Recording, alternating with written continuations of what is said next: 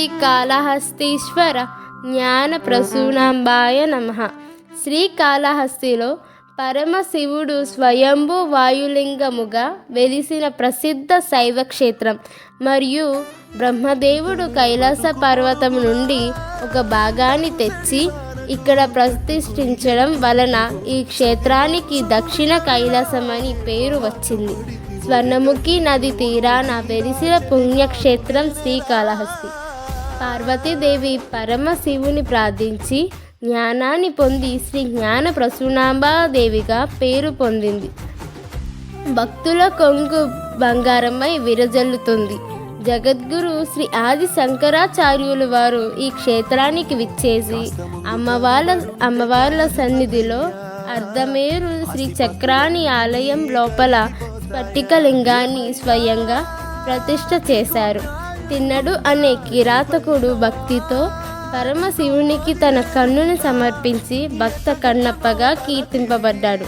శ్రీకాళహస్తిలో మూగ జీవాలైన సాలీడు, సర్పము, ఏనుగులకు ముక్తిని ప్రసాదించిన క్షేత్రం శ్రీకాళహస్తి క్షేత్రం.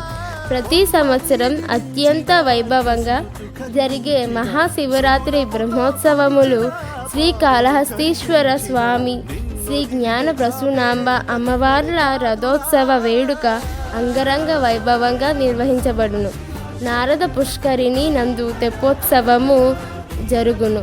ప్రతి సంవత్సరము కనుమ పండుగ రోజున మరియు మహాశివరాత్రి రోజున శ్రీ స్వామి అమ్మవార్ల గిరి ప్రదక్షిణ కార్యక్రమం కైలాసగిరి చుట్టూ అత్యంత వైభవముగా జరుగును.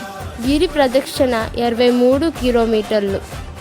రాహుకేతు సర్పదోష పూజలకు శ్రీకాళహస్తి క్షేత్రం ప్రసిద్ధి చెందింది. ఉదయం 6 నుండి సాయంత్రం 5 వరకు రాహుకేతు పూజలు జరుగును. శ్రీకాళహస్తి క్షేత్రం 5 కిలోమీటర్ల దూరంలో ఆహ్లాదకరమైన అటవీ ప్రాంతములలో పర్వత శ్రేణుల మధ్య కోనేరు, భరద్వాజేశ్వర ఆలయం, గోశాల, రాక్ గార్డెన్, చిల్డ్రన్స్ పార్క్, పూల తోటలు, పండ్ల తోటలు, నక్షత్ర వనము, నవగ్రహ వనము కలవు.